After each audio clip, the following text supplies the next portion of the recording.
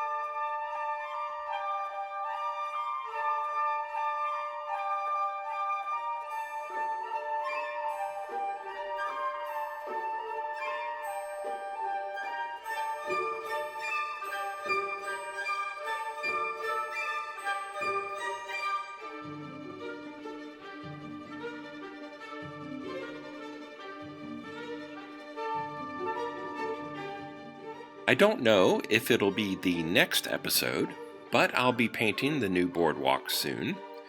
I also plan to add several working streetlights and some sort of railing or rope to separate the dock from the water. I'm still waiting for the epoxy, which should be here this week.